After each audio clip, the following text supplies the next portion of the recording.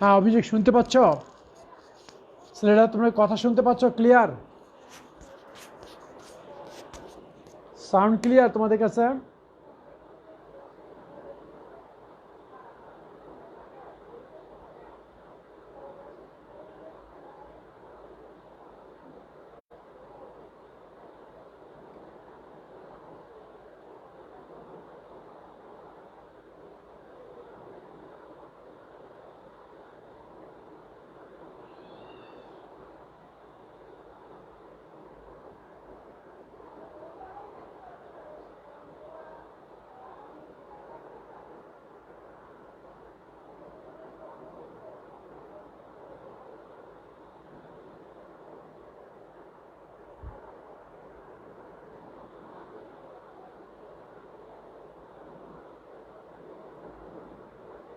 এখন কি শোনা যাচ্ছে? তোমরা এখন ক্লিয়ার?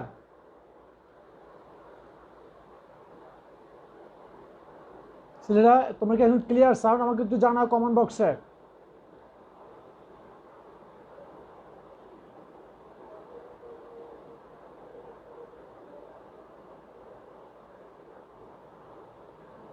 ওকে, শুরু করো। মানে নেটের হাত পা ধরে চলতে হয়, বুঝছো? নেটের হাত পা ধরে ধরে আমাদেরকে আগাতে হয়।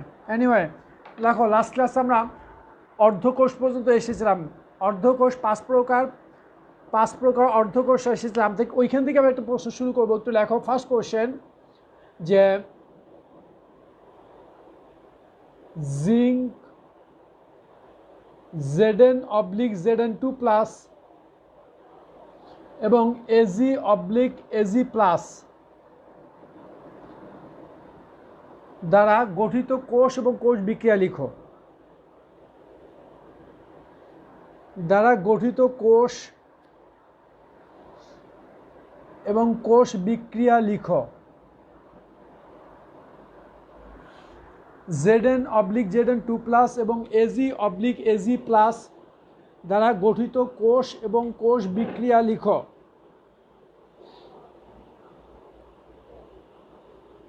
নাও শুরু করো। Zinc/Zn2+ এবং Ag/Ag+ দ্বারা গঠিত কোষ এবং কোষ বিক্রিয়া লিখো।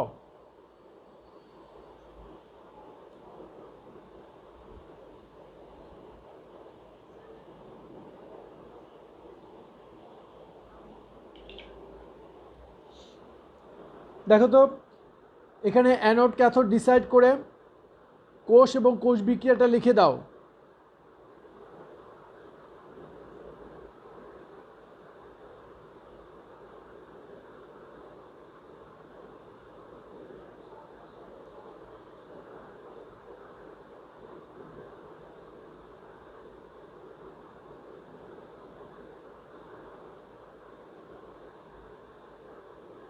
পারবে? এখানে জিঙ্ক এবং সিলভার দুইটাই কিন্তু জারণ অবস্থা দেওয়া আছে। আবিষ্কারের বলো।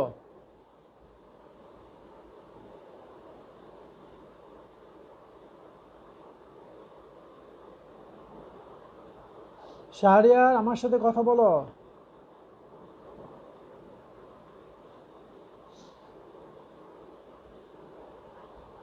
বলো, এখানে জিঙ্ক এবং সিলভারের মধ্যে হুইসন অ্যানোড, হুইসন ক্যাথোড। ফার্স্ট এখানে লিখবা Zn/Zn2+ এবং Ag/Ag+ এর মধ্যে জিঙ্ক এর সক্রিয়তা বেশি হওয়ার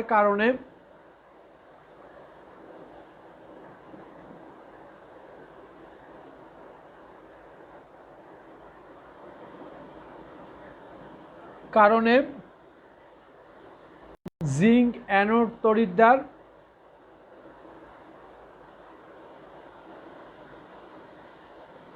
এবং সিলভার ক্যাথোড তড়িৎদ্বার।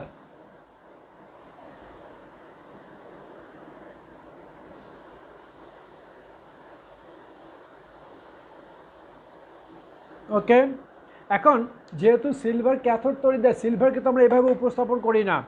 এরপর লিখবে আবার ক্যাথোডকে নিম্নরূপে উপস্থাপন করা হয়। আবার ক্যাথোড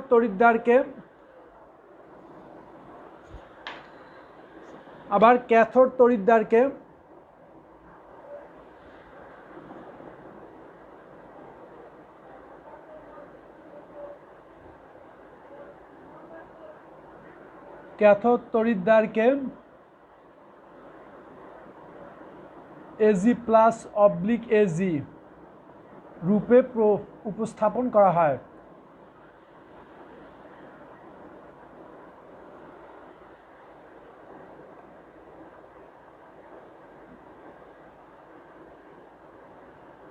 অতএব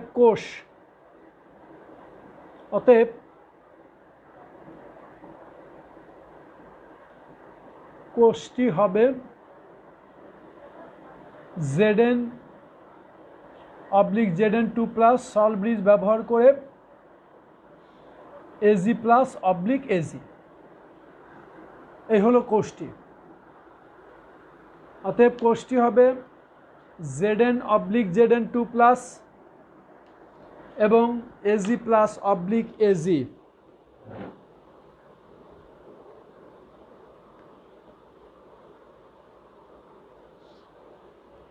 তাহলে কোষ যদি পাওয়া যায় তো কোষ বিক্রিয়া লেখো। নাও কোষ বিক্রিয়া,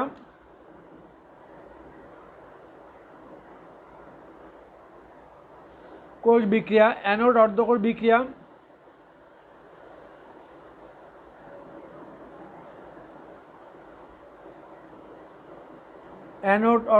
বিক্রিয়া, এরপরে নিচে লেখো ক্যাথোড অর্ধকোষ বিক্রিয়া।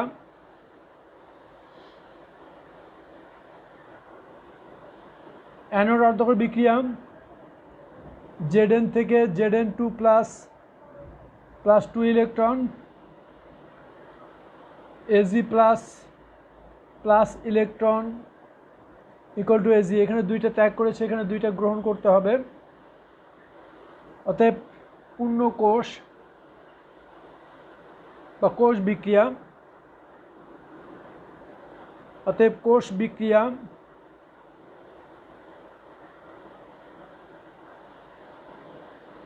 Zn plus 2 Ag plus equal to Zn2 plus 2 Ag।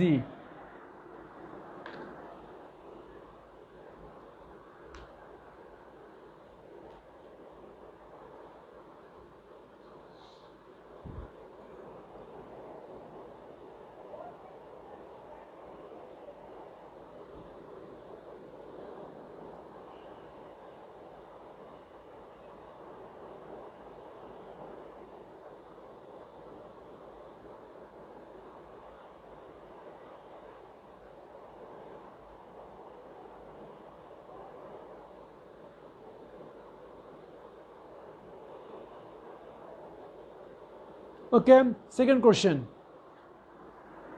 বুঝতে ফেললাম। Second question, zinc plus sulphuric acid equal to zinc sulphate plus hydrogen. বিক্রিয়াটি যে কোষে ঘটে সে কোষ উপস্থাপন করো।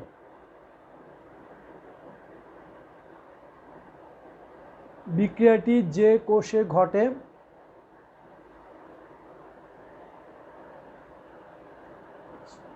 সে কোষ উপস্থাপন করো।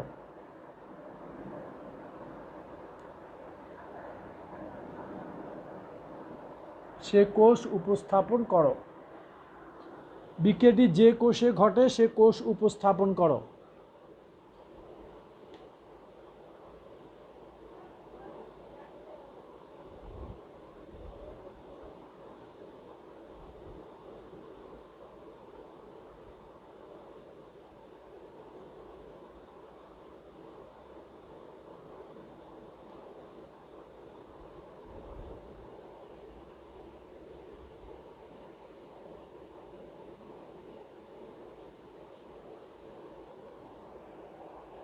পারবে কিনা বলো?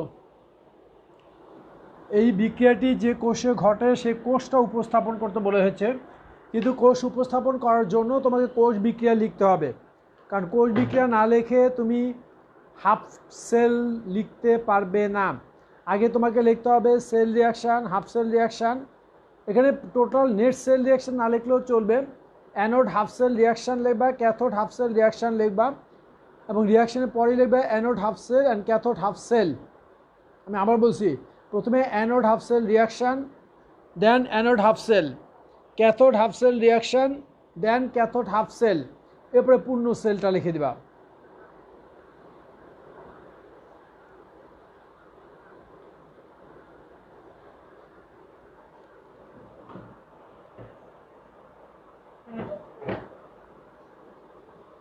হ্যাঁ, একই কথা, জারণ বিজারণ অর্ধকোষ।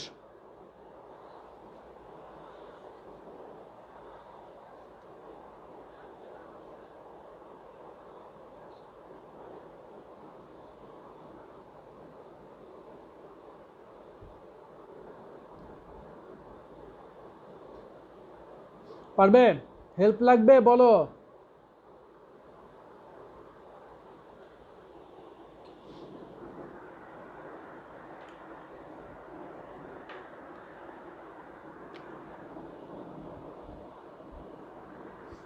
বিক্রিয়া থেকে দেখা যায় উত্তর কিন্তু এটা।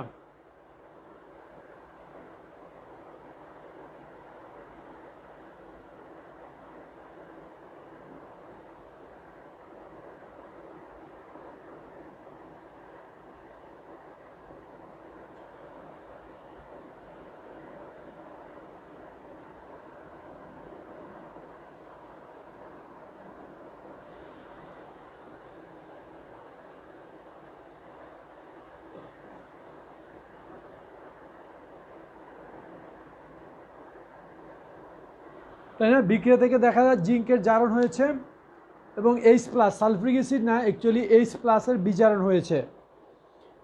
জিঙ্কের জারণ হয়েছে মানে জিঙ্ক ইলেকট্রন ত্যাগ করেছে, এইচ প্লাসের বিজারণ হয়েছে মানে এইচ প্লাস ইলেকট্রন গ্রহণ করেছে। অতএব অ্যানোড অর্ধকোষ বিক্রিয়া,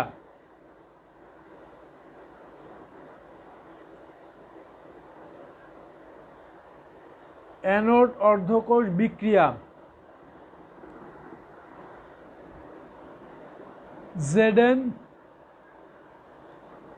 2+ প্লাস 2 ইলেকট্রন। যদি সামনে জায়গা থাকে এখানে লিখবা অ্যানোড অর্ধকোষ, আর যদি জায়গা না থাকে নিচে লিখলে অসুবিধা নেই। অ্যানোড অর্ধকোষ যদি জায়গা না থাকে, আমি তো এখন যোগ করব না, আমি কোষ বিক্রিয়া এখানে লেখার প্রয়োজন হবে না। আর যদি লেখো ভুল না, কখনোই মার্কস কাটবে না। অ্যানোড অর্ধকোষ কী হবে বলো? Zn/Zn2+, Zn/Zn2+, দেন ক্যাথোড অর্ধকোষ বিক্রিয়া। ক্যাথোড অর্ধকোষ বিক্রিয়াটা হবে H plus electron equal to H2।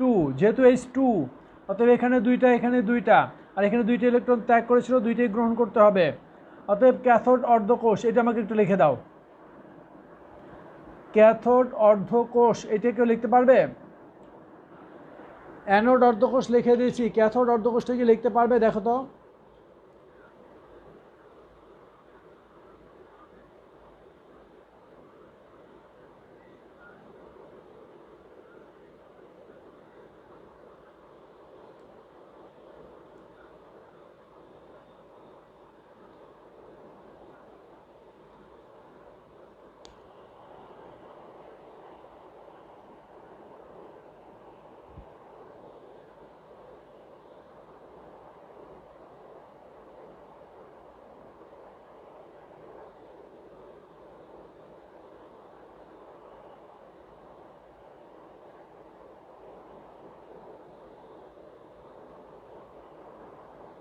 Shahriar, anode অর্ধকোষ Shahriar লিখে পাঠিয়েছে।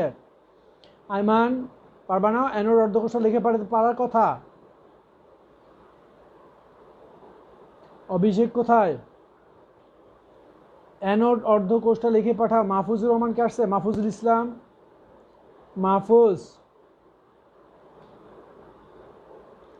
মুজাহিদ কি ক্লাসে আসছো?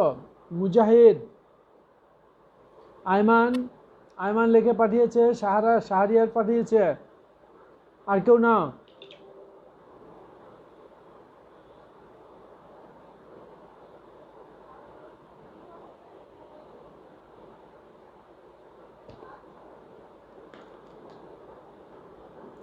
সুমাইয়া, সুমাইয়া লিখে পাঠিয়েছে। ওকে, শোনো, আমি তোমাদের লিখতে বলেছি, তার অবশ্যই একটা উদ্দেশ্য ছিল, কারণ তোমরা পারবে না, এইটাই আমার উদ্দেশ্য ছিল।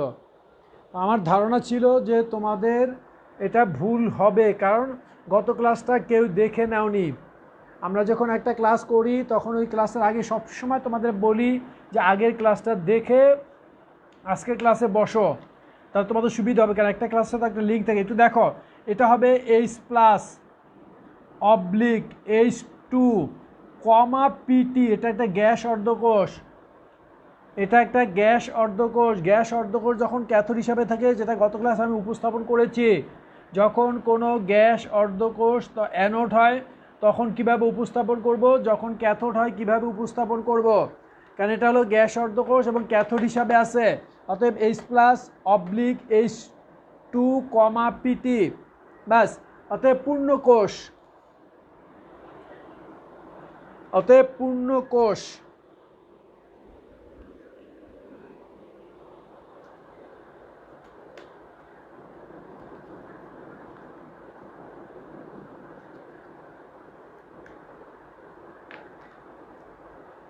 কি হবে বলো? Zn oblique Zn2 plus salt bridge দিয়ে H প্লাস স্লাস দিয়ে H2 কমা পিটি, মনে থাকে যেন এটা।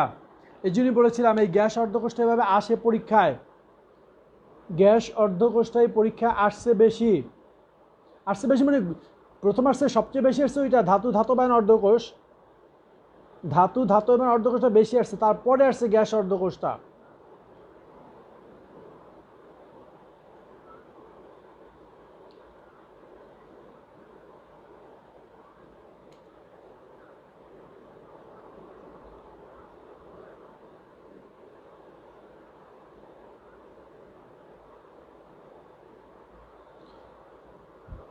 তোমরা কি ক্যালোমেল অর্ধকোষের নাম শুনেছো? ক্যালোমেল অর্ধকোষ,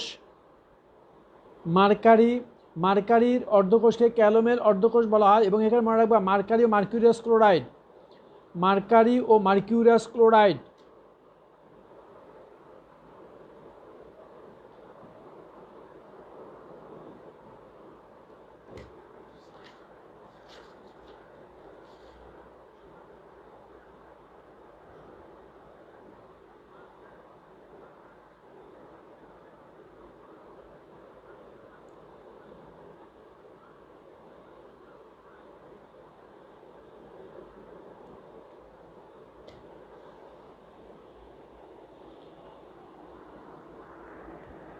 পারবেন?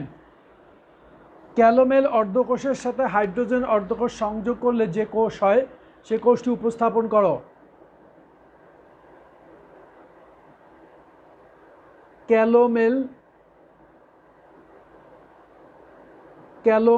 অর্ধকোষ, ক্যালোমেল অর্ধকোষের সাথে, ক্যালোমেল অর্ধকোষ আমাদের দেখাই দিচ্ছি। ক্যালোমেল অর্ধকোষটা হলো Hg কমা Hg2Cl2 অবলিক Cl মাইনাস, এটা হলো ক্যালোমেল অর্ধকোষ, যেটা আমরা গত ক্লাসে করেছিলাম সিলভার, মানে গ্লাস অর্ধকোষ সিলভার এবং সিলভার ক্লোরাইড দিয়ে। গত ক্লাসে দেখিয়েছিলাম সিলভার এবং সিলভার ক্লোরাইড দিয়ে একটা অর্ধকোষ দেখিয়েছিলাম গত ক্লাসে। আর এটা হলো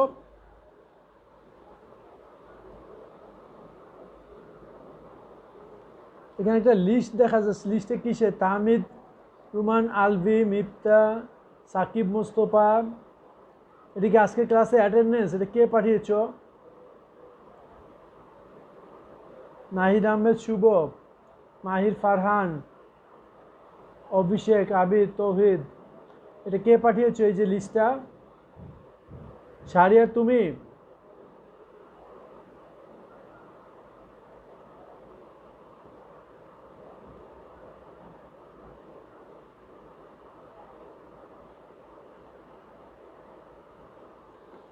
লিস্টে কে পোস্ট করেছো?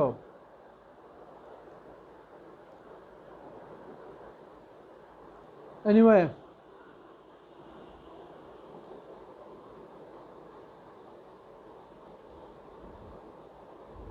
সেল ডায়াগ্রাম লাগবে না আইমান?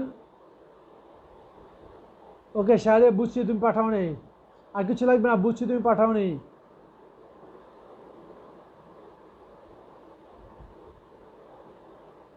ইয়ামিন আমার সাথে কথা বলো। আচ্ছা বুঝছো, ক্যালোমেল অর্ধকোষ এবং হাইড্রোজেন অর্ধকোষ,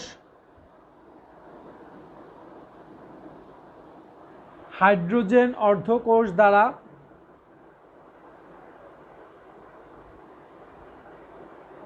গঠিত কোষ উপস্থাপন করো।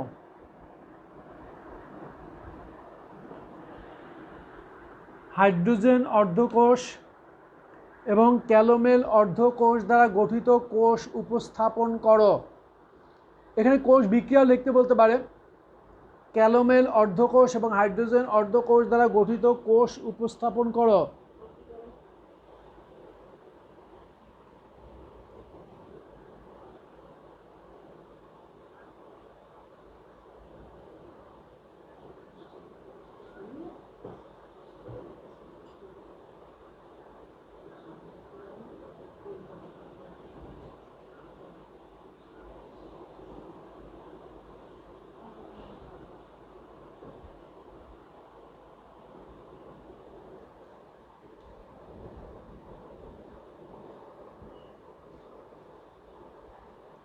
আচ্ছা একটু দেখো,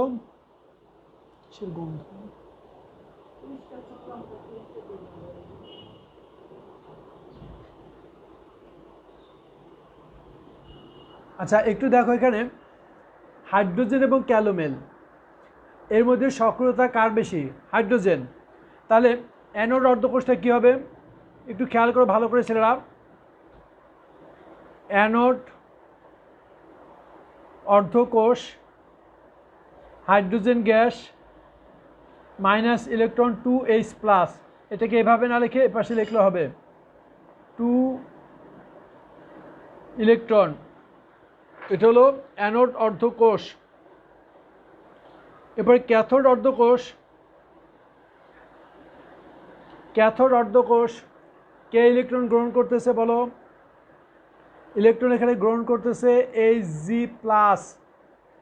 Hg+ ইলেকট্রন গ্রহণ করে Hg-তে কনভার্ট হচ্ছে, এবং যেহেতু এখানে দুইটা ইলেকট্রন গ্রহণ করে, এটা হবে 2, এটা 2, এটা 2, অতএব সেল রিয়াকশান খেয়াল করে কিন্তু cell reaction H2 plus 2Hg+ equal to 2H+ plus 2Hg।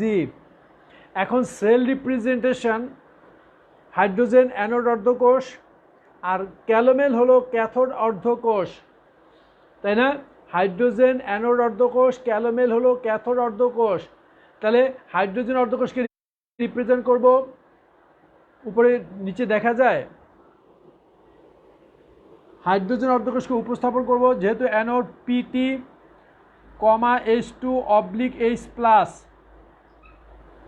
R salt bridge দিয়ে ক্যালোমেল অর্ধকোষকে রিপ্রেজেন্ট করব Cl-Hg2Cl2, Hg। এই হলো পুরো সেল রিপ্রেজেন্টেশন।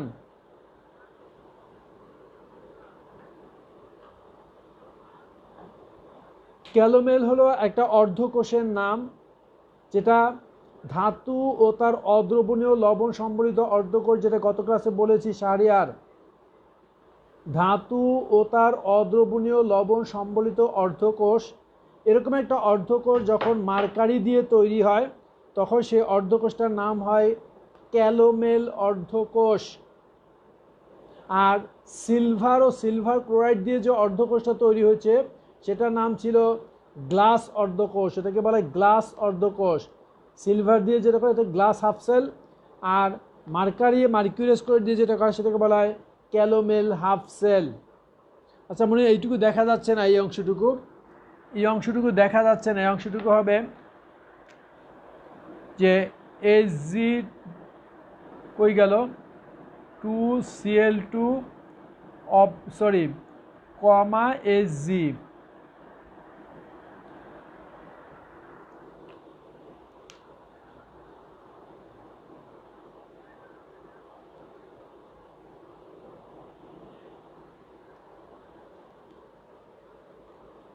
হয়েছে? সবাই বুঝছো এখন অর্ধকোষ কিভাবে উপস্থাপন করব এবং অর্ধকোষ থেকে কোষ বিক্রিয়া, আর কোষ বিক্রিয়া থেকে অর্ধকোষ উপস্থাপন, অর্ধকোষ থেকে কোষ বিক্রিয়া এবং কোষ বিক্রিয়া থেকে অর্ধকোষ উপস্থাপন, জিনিসগুলো ভালো করে ধরে রাখতে হবে।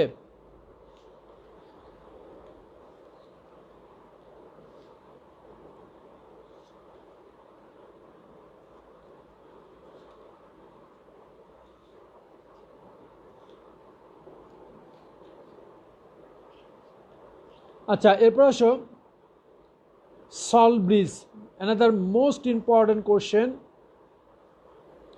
Very very important question. Triple star দিয়ে লিখব লবণ সেতু।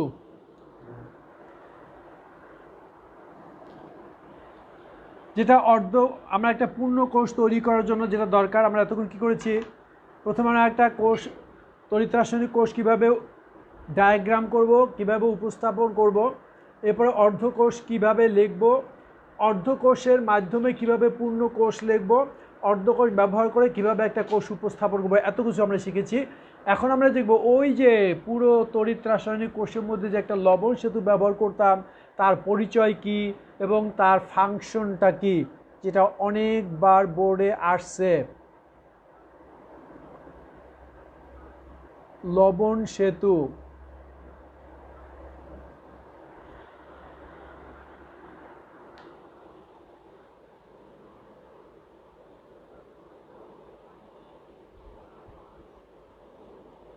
লবণ সেতু তোমরা অনেক করেছ। লবণ সেতু যখনই করবা সাথে অবশ্যই একটা ডায়াগ্রাম দিবা। এখন লবণ সেতুতে 1 মার্কস থাকে, যদি সরাসরি আসে লবণ সেতু কি আসছে 1 মার্কস থাকে, কিন্তু সংখ্যাটা একটু বড় হয়ে যায়, কিছু করার নাই, লিখতে হয় বড়ই। আর যদি বেশিরভাগ ক্ষেত্রে আসছে 3 এবং 4-এর কোশ্চেনে, 3 এবং 4-এর কোশ্চেনে, বুঝতে পেরেছ? 2017 না 18তে একটা উদ্দীপক দিয়েছিল ঢাকা বোর্ডে, এরকম একটা ছিল,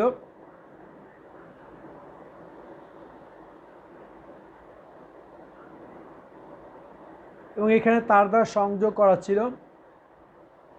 এটুকুই ছিল। কিন্তু এরপর বলা ছিল, এখানে দ্রবণ দেওয়া ছিল, নাম দেওয়া ছিল, বলছে উদ্দীপকের কোষের তড়িৎ পরিবহনের ক্ষেত্রে কোনো সমস্যার সৃষ্টি হবে কিনা বিশ্লেষণ করো।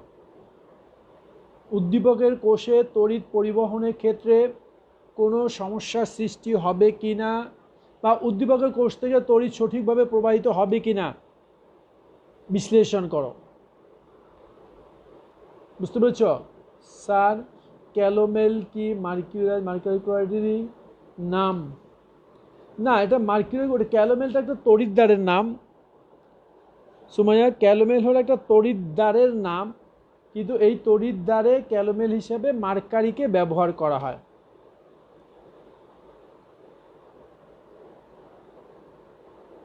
মার্কিউরাস ক্লোরাইডের নামটা ক্যালোমেল না, বুঝছো সুমাইয়া? মার্কিউরাস ক্লোরাইডের নাম ক্যালোমেল না।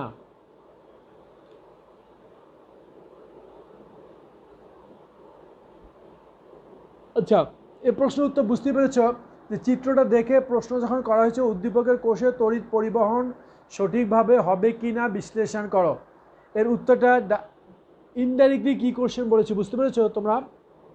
তো উদ্দীপকের কোষে তড়িৎ পরিবহন সঠিকভাবে হবে কি না বিশ্লেষণ করো, ইনডাইরেক্টলি কী চাওয়া হয়েছে দেখেই বুঝতেছো এই কোষে তড়িৎ সঠিকভাবে প্রবাহিত হবে না, বিকজ আয়ন চলাচলের জন্য কোনো ব্যবস্থা রাখা হয় নাই। এই কোষের মধ্যে আয়ন চলাচলের জন্য কোনো ব্যবস্থা রাখা হয় নাই, সল্ট ব্রিজ ইউজ করা হয় নাই। আর যেহেতু সল্ট ব্রিজ ইউজ করা হয়নি, অতএব এই কোষ থেকে সঠিকভাবে বিদ্যুৎ প্রবাহিত হবে না। এখন তোমাকে সল ব্রিজ কী, সল ব্রিজের ভূমিকা কী এই কোষে, এগুলো তোমাকে ব্যাখ্যা করে দিতে হবে। এই চিত্রটা এঁকে সল ব্রিজ কী, সল ব্রিজের ফাংশনটা কী, এটা তোমাকে ব্যাখ্যা করতে হবে। আচ্ছা, আমরা সল ব্রিজের ডেফিনেশন দিব। যদি কখনো সল ব্রিজের ডেফিনেশন ভুলে গিয়ে তুমি এই চিত্রটাও দিয়ে দাও, এরকম যদি একটা চিত্র দিয়ে দাও,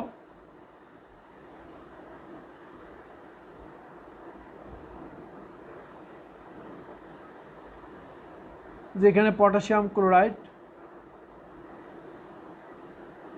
এখানে যদি বলে দাও লবণ সেতু, তাতেও তোমাকে 1 মার্কস দেওয়া হবে। কিচ্ছু করো না, বলে দিচ্ছে এটা লবণ সেতু।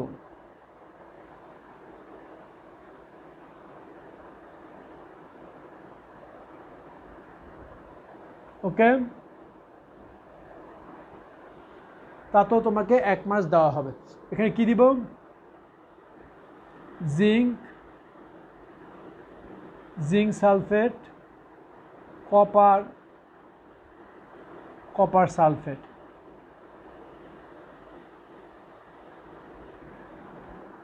ওকে, আচ্ছা এটা পরে, আগে ডেফিনেশন লেখো। লবণ সেতু শাহরিয়ার, ডেফিনেশন লেখো। ডেফিনেশনটা বড়, 4 লাইনের একটা ডেফিনেশন।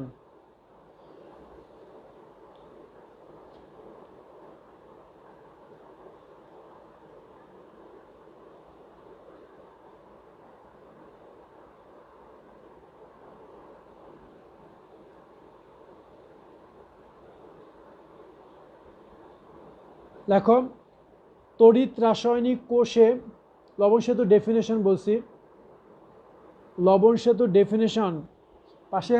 আচ্ছা কোশ্চেন কি? আচ্ছা কোশ্চেন লাগবে না, ঠিক আছে। লবণ সেতু হেডলাইন দাও এবং ভূমিকা পরে লিখি আমরা, কোশ্চেন লাগবে না, হেডলাইন হিসেবেই থাক। ডেফিনেশন, ফার্স্ট ডেফিনেশন লেখো। তড়িৎ রাসায়নিক কোষে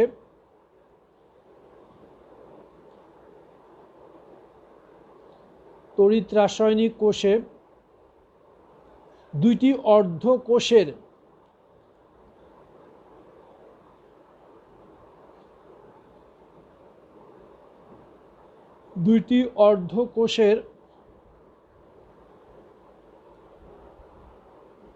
তড়িৎ নিরপেক্ষতা বজায় রাখার জন্য দুইটি অর্ধকোষের তড়িৎ নিরপেক্ষতা বজায় রাখার জন্য দুইটি অর্ধকোষের তড়িৎ নিরপেক্ষতা বজায় রাখার জন্য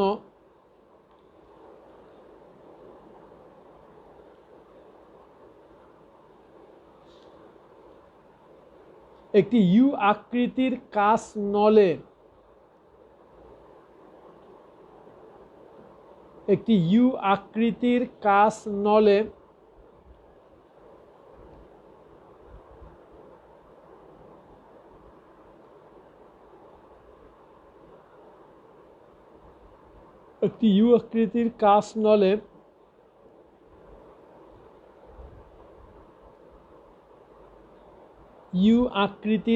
নলে বিশেষ লবণ উইদিন ব্র্যাকেটে লিখবে potassium chloride, potassium nitrate, ammonium nitrate. বিশেষ লবণের সম্পৃক্ত দ্রবণ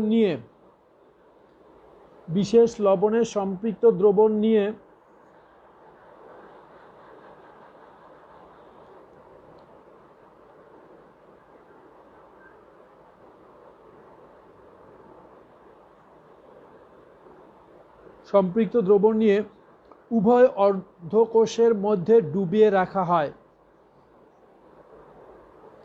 উভয় অর্ধকোষের মধ্যে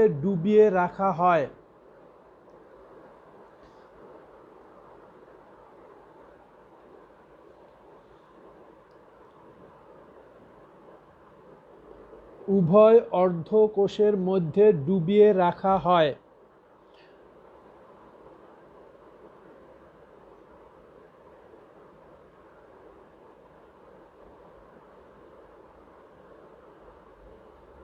হয়েছে, দাঁড়িয়ে দাও। দেখো অর্ধকোষদ্বয়ের মধ্যে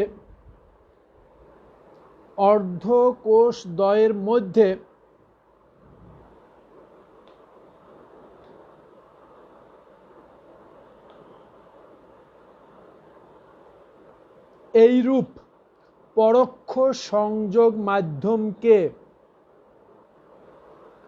অর্ধকোষদ্বয়ের মধ্যে এইরূপ পরোক্ষ সংযোগ মাধ্যমকে লবণ সেতু বলে। অর্ধকোষদ্বয়ের মধ্যে এইরূপ পরোক্ষ সংযোগ মাধ্যমকে লবণ সেতু বলে।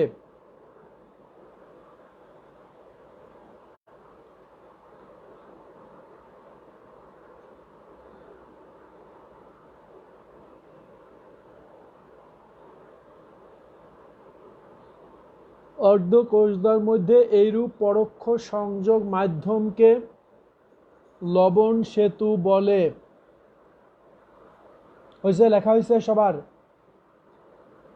এবার চিত্রটা ড্র করে দিবে। লবণ সেতুর নিচে চিত্রটা ড্র করে দাও।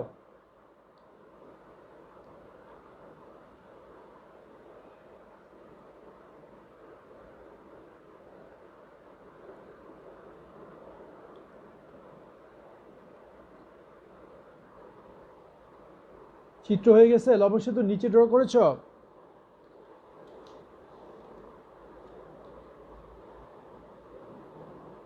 আচ্ছা, এরপরে লেখো তড়িৎ রাসায়নিক কোষে লবণ সেতুর ভূমিকা।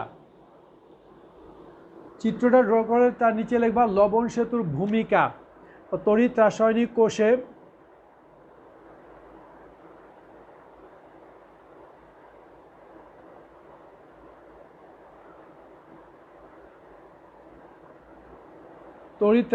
কোষে লবণ সেতুর ভূমিকা।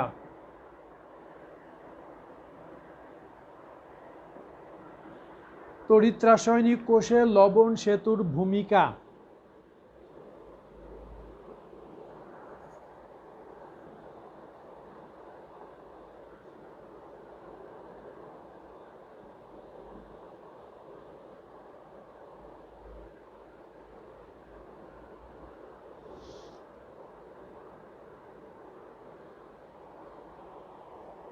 দেখছ?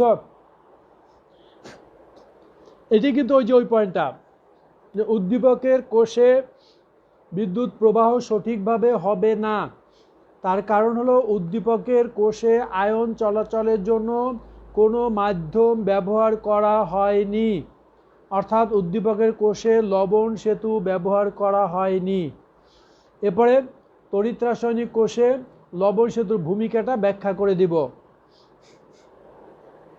সেখানে লবণ সেতুর সংজ্ঞা দিতে পারো, চিত্র দিতে পারো। 4 মার্কস আসলে অবশ্যই সংজ্ঞা দেবো লবণ সেতুর, চিত্র দিব, সংজ্ঞার জন্য 1 মার্কস, চিত্রের জন্য 1 মার্কস, ভূমিকার জন্য 2 মার্কস, এই থাকবে 4 মার্কস।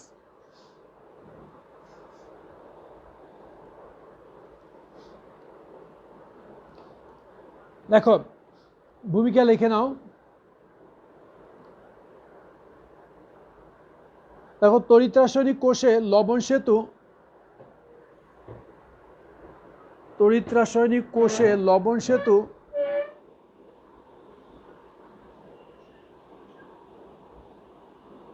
তড়িৎ রাসায়নিক কোষে লবণ সেতু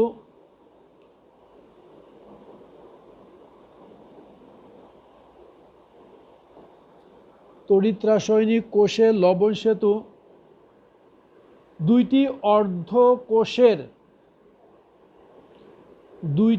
অর্ধকোষের দ্রবণদ্বয়ের মধ্যে দুইটি অর্ধকোষের দ্রবণদ্বয়ের মধ্যে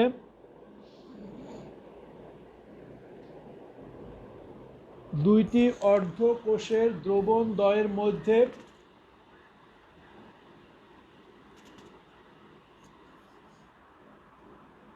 সলব্রিজের তো ভূমিকা, এখানে রোলটা কে প্লে করছে? সলব্রিজ প্লে করছে না, ভূমিকাটা তো সলব্রিজের।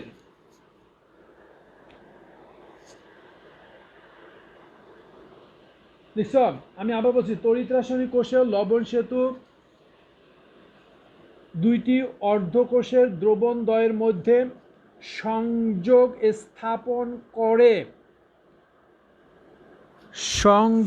স্থাপন করে কোষের বর্তনী পূর্ণ করে। সংযোগ স্থাপন করে কোষের বর্তনী পূর্ণ করে।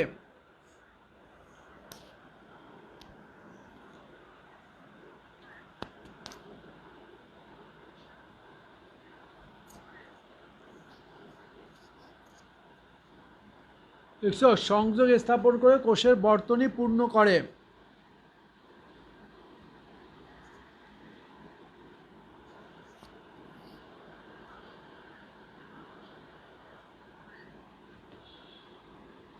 দুই, সেকেন্ড পয়েন্ট,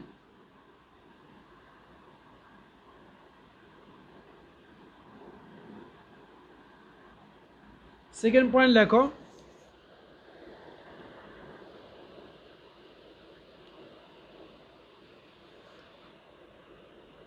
লবণ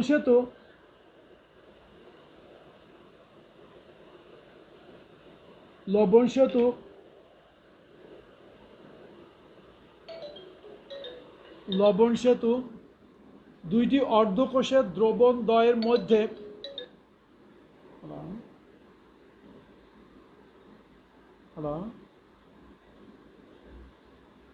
ক্লাস করছি,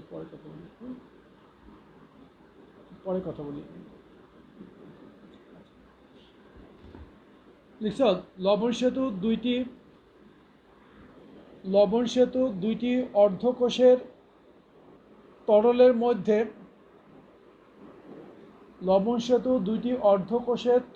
মধ্যে প্রয়োজন মতো ধনাত্মক ও ঋণাত্মক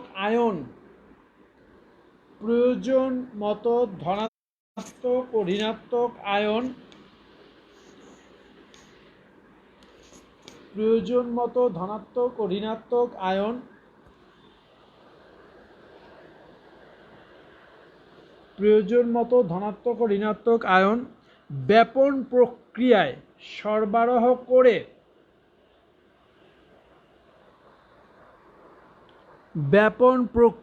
সরবরাহ করে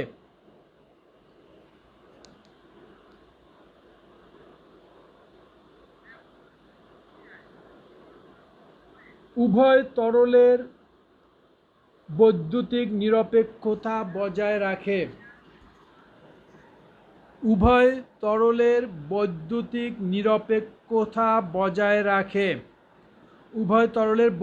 নিরপেক্ষতা বজায় রাখে। মেইন পয়েন্ট কিন্তু দুইটাই, এই দুইটা পয়েন্ট লিখলে আমরা 2 মার্কস দেই।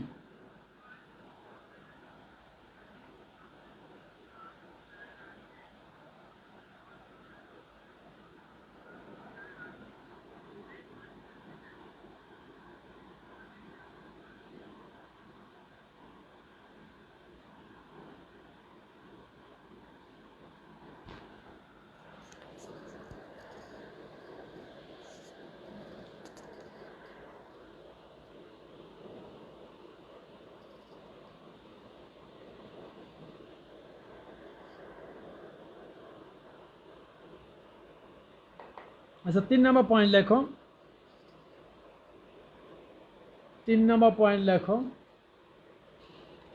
তড়িৎ রাসায়নিক কোষে লবণ সেতু ব্যবহার করা না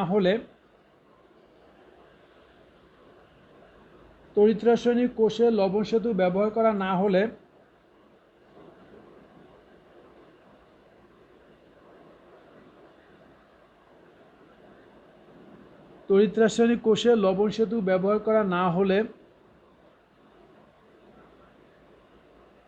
অ্যানোড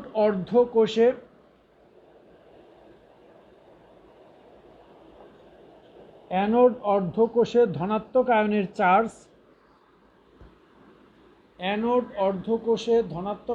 চার্জ এবং ক্যাথোড অর্ধকোষে ঋণাত্মক আয়নের চার্জ বেড়ে যায়। লবণ সেতু ব্যবহার করা না হলে অ্যানোড অর্ধকোষে ধনাত্মক আয়নের চার্জ এবং ক্যাথোড অর্ধকোষে ঋণাত্মক আয়নের চার্জ বেড়ে যায়।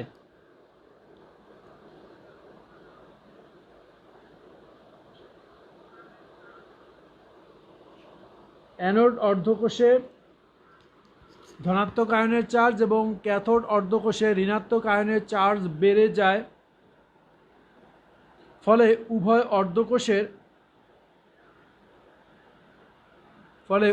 অর্ধকোষের জারণ বিজারণ ক্রিয়া বাধাগ্রস্ত হয়। উভয় কোষের জারণ বিজারণ বিক্রিয়া বাধাগ্রস্ত হয়। উভয় অর্ধকোষের জারণ বিজারণ বিক্রিয়া বাধাগ্রস্ত হয়।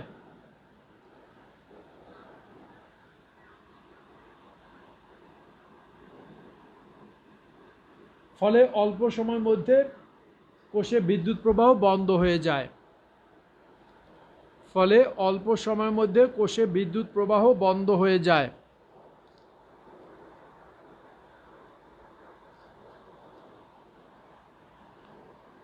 ফলে উভয় অর্ধকোষে জারণ বিজারণ বিক্রিয়া কি বলছি, কোষে বিদ্যুৎ প্রবাহ বন্ধ হয়ে যায়। ওকে, আরেকটা পয়েন্ট লিখতে পারো, পয়েন্টটা একটু বুঝতে সমস্যা হতে পারে, তারপর একটু লেখো যে 4 নম্বর পয়েন্ট, মনে থাকলে লিখবা, না থাকলে ছেড়ে দিতে পারবা, অসুবিধা নাই, লিখে রাখো।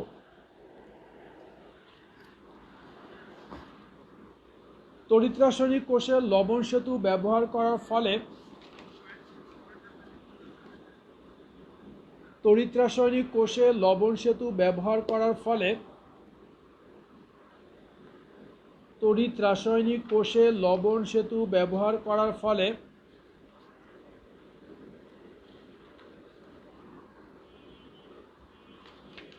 তড়িৎ রাসায়নিক কোষে লবণ সেতু ব্যবহার করার ফলে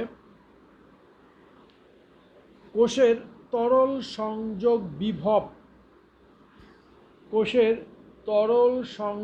বিভব হ্রাস পায়।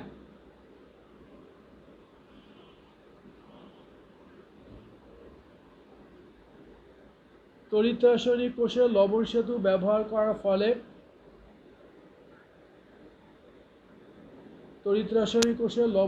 ব্যবহার করার ফলে কোষের তরল সংযোগ বিভব হ্রাস পায়। এই তরল সংযোগ বিভবটা অনেকেই বুঝে না বা বুঝো না তোমরা অনেকে। কোষের তরল সংযোগ বিভব হ্রাস পায়।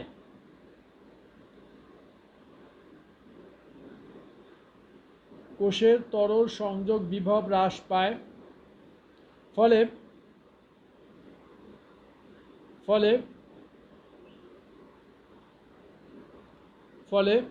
কোষে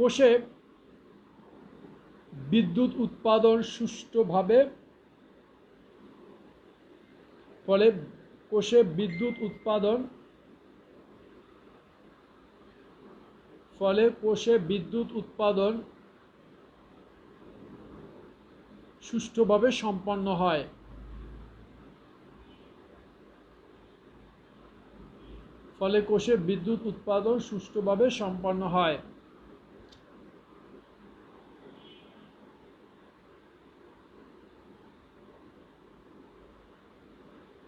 লিখছ? ফলে কোষে বিদ্যুৎ উৎপাদন সঠিকভাবে সম্পন্ন হয়। এখানে তরল সংযোগ বিভবটা একটু দেখো, ব্যাপারটা এরকম, ছেলেমেয়েরা একটু পড়ে তাকাও। তরল সংযোগ বিভবটা হচ্ছে, মনে আছে তোমাদের আমরা বলেছিলাম যে যদি কোনো কোষকে সরাসরি সংযোগ করা, মনে করো পুরো পাত্রের মধ্যে কপার সালফেট দ্রবণ আছে, এখানে একটা কপার দণ্ড আছে, আর এখানে একটা পাত্রের মধ্যে জিঙ্ক সালফেট দ্রবণ আছে, কিন্তু জিঙ্ক সালফেট দ্রবণের পাত্রটাকে কপার সালফেট দ্রবণের মধ্যেই রাখা হয়েছে। জিঙ্ক সালফেট দ্রবণের পাত্রটাকে কপার সালফেট দ্রবণের পাত্রের মধ্যেই রাখা হয়েছে। ওকে, তখন হবে কি, এই যে জিঙ্ক সালফেট পাত্র থেকে সূক্ষ্ম ছিদ্র পথ দিয়ে যখন জিঙ্ক আয়নটা বের হবে, এই জিঙ্ক আয়নটা যখন এদিকে বের হতে যায়, তখন এই পাত্রের মধ্যে যে কপার আয়ন আছে, এই কপারের উল্টো দিক থেকে তাকে একটু বাধা দেয়।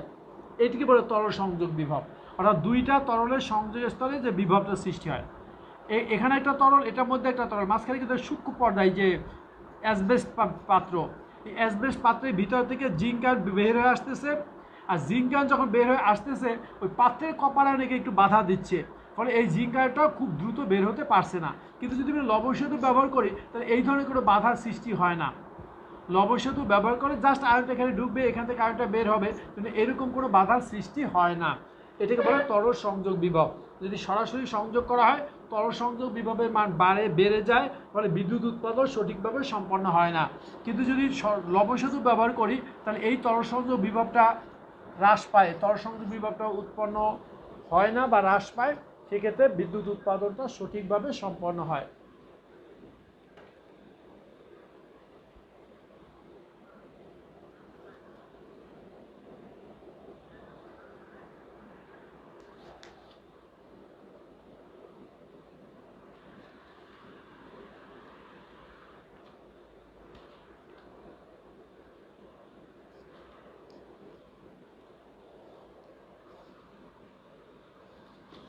হয়েছে? ডেফিনেশন হয়েছে?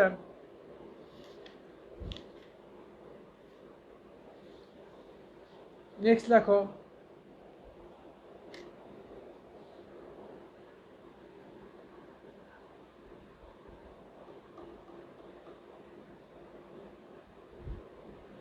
জারণ বিভব ও বিজারণ বিভব কি?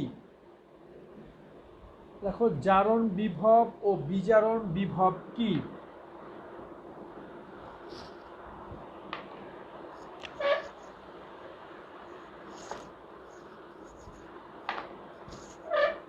জারণ বিভব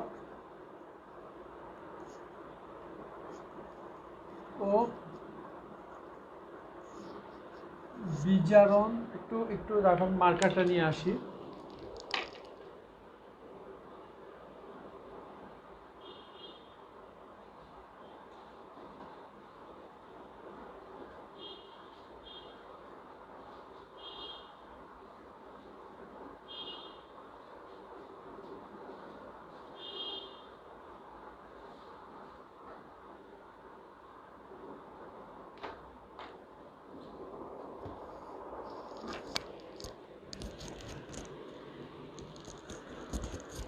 কি বলছিলাম? জারণ বিভব ও বিজারণ বিভব কি? জারণ বিভব কোথায় হয়? Anode তড়িৎদ্বারে, anode অর্ধকোষে। আর বিজারণ বিভব হয় ক্যাথোড অর্ধকোষে। তাহলে অ্যানোড কোষে যে তড়িৎদ্বার, ওই তড়িৎদ্বার এবং দ্রবণ, ব্যাপারটা একটু এভাবে চিন্তা করো, একটু দেখো। আমি আবারও ড্যানিয়েল কোষটা ড্র করেছি।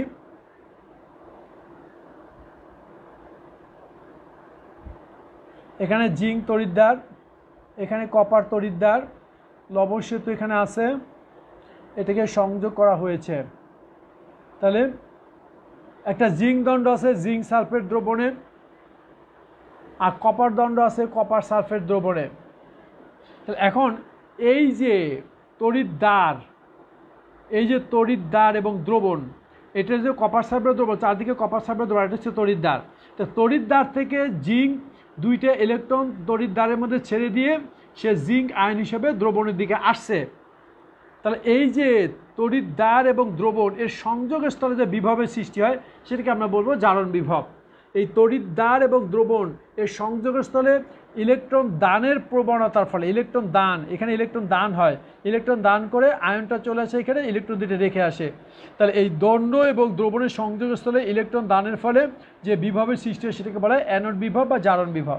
ঠিক সেইভাবে এই দ্রবণ এবং ক্যাথোডের সংযোগ, এখানে ইলেকট্রন গ্রহণ হয়, এখানে কপার দুইটা ইলেকট্রন এর কাছ থেকে নিয়ে নেয়, তাহলে এখানেও একটা বিভব সৃষ্টি হয়। তাহলে ক্যাথোড এবং দ্রবণের সংযোগস্থলে ইলেকট্রন গ্রহণের ফলে যে বিভবের সৃষ্টি হয় সেটাকে বলবো আমরা বিজারণ বিভব বা ক্যাথোড বিভব।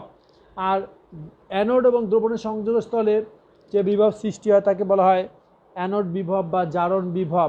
আমার কি বলছো? তরল সংযোগ বিভব বেশ সংজ্ঞা, তরল সংযোগ বিভবের সংজ্ঞাটা ওটা পরে দিচ্ছি তোমাকে, এটা আছে, পুরনো বই আছে, এই বই পাবা না, 2012-র আগে যে বইগুলো আছে ওই বই পাবা, তাও সব বই না, কবিরের বইটা পাবা, হাজারি বই মানে ছিল না, ওটা পরে বলছি, আগে এটা লেখো না। জারণ বিভবের সংজ্ঞা লেখা। দেখো অ্যানোড ও দ্রবণের সংযোগের স্থলে জারণ বিভবের সংজ্ঞা। অ্যানোড ও দ্রবণের সংযোগের স্থলে অ্যানোড ও দ্রবণের সংযোগের স্থলে ইলেকট্রন ত্যাগের ফলে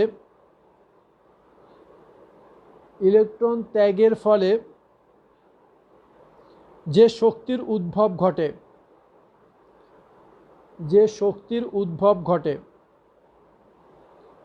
তাকে অ্যানোড বিভব বা জারণ বিভব বলে। আমি আবার বলছি, অ্যানোড ও দ্রবণের সংযোগের স্থলে ইলেকট্রন ত্যাগের ফলে যে শক্তির উদ্ভব ঘটে তাকে অ্যানোড বিভব বা জারণ বিভব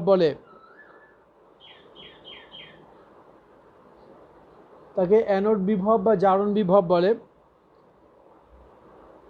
যেমন ড্যানিয়েল কোষে জিঙ্ক তড়িৎদ্বারে বিভবই হলো জারণ বিভব। যেমন ড্যানিয়েল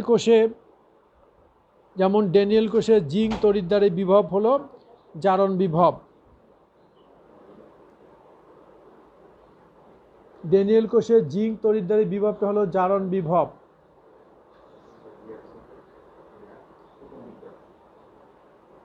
এরপরে লেখো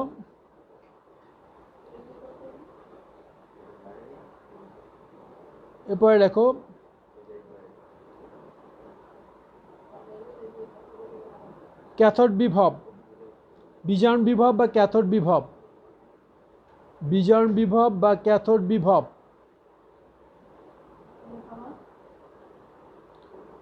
দেখো ক্যাথোড ও দ্রবণের সংযোগের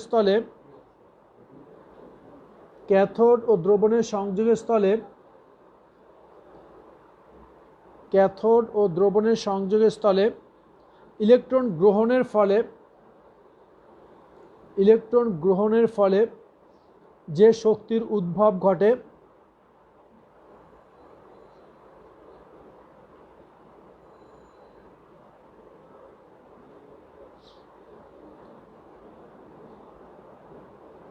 আমি আবার বলছি, ক্যাথোড ও দ্রবণের সংযোগের স্থলে ইলেকট্রন গ্রহণের ফলে যে শক্তির উদ্ভব ঘটে তাকে ক্যাথোড বিভব বা বিজারণ বিভব বলে। ক্যাথোড ও দ্রবণের সংযোগের স্থলে ইলেকট্রন গ্রহণের ফলে যে শক্তির উদ্ভব ঘটে তাকে ক্যাথোড বিভব বা বিজারণ বিভব বলে। যেমন ড্যানিয়েল কোষে কপার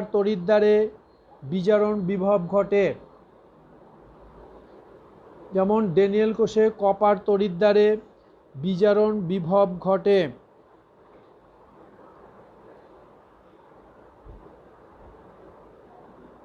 হয়েছে? বাস এটুকুই।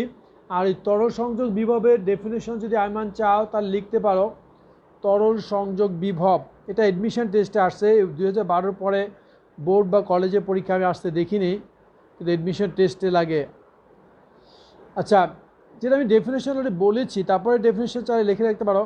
তরল সংযোগ বিভব এটা হলো একটি তড়িৎ রাসায়নিক কোষে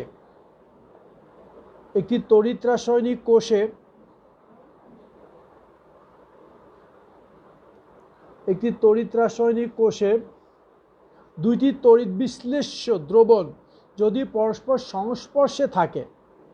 এই যেটা বলেছিলাম, মুছে ফেলছি।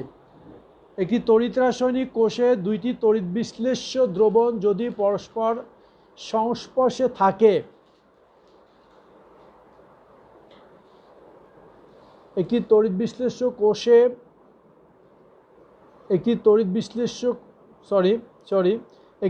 রাসায়নিক কোষে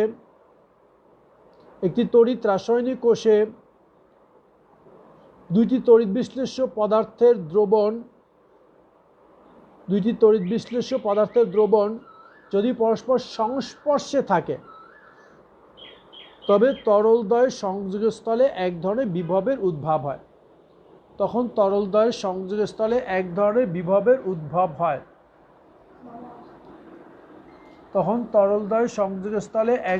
বিভবের উদ্ভব হয়, যেটা কি বলে তরল সংযোগ। এই যেটা বলেছিলাম, দেখো এই যে জিঙ্ক পাত্রটাকে কপার পাত্রের মধ্যে ডুবাই রাখা হয়েছে, এখানে হচ্ছে কপার দণ্ড, এটার মধ্যে আছে জিঙ্ক দণ্ড।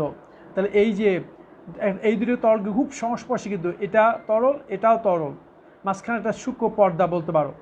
তাহলে এটা খুব সহজ। আর যদি তুমি নর্মাল লবণ সেতু ব্যবহার করি, তো বুঝতেই পারতেছো এই প্রান্তে তুমি নদীর এই প্রান্ত আর ওই প্রান্ত, এক প্রান্তে অ্যানোডের দ্রবণ, অপর প্রান্তে ক্যাথোডের দ্রবণ, কিন্তু এখানে কি হচ্ছে, জাস্ট মাঝখানে তো সূক্ষ্ম পাতলা পর্দা বলতে পারো। এটার এপাশে একটা তরল, এপাশে আরেকটা তরল, এই ক্ষেত্রে তরল সংযোগ বিভব সৃষ্টি হয়। এইটার কথা আমি বলেছিলাম যে একটি তড়িৎ রাসায়নিক কোষে দুইটি তড়িৎ বিশ্লেষ্যের দ্রবণ যদি সংস্পর্শে থাকে, তবে তরল দ্বয়ের সংযোগস্থলে এক ধরনের বিভবের উদ্ভব হয়। একে তরল সংযোগ বিভব বলে। এক ধরনের বিভবের উদ্ভব হয়, একে তরল সংযোগ বিভব বলে। বাস রাখো, আজকে পর্যন্ত রাখো।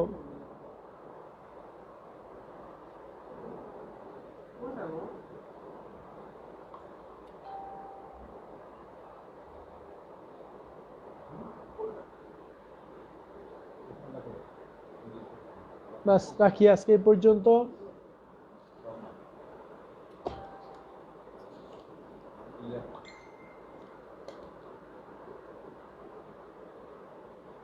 হয়েছে? আল্লাহ হাফেজ।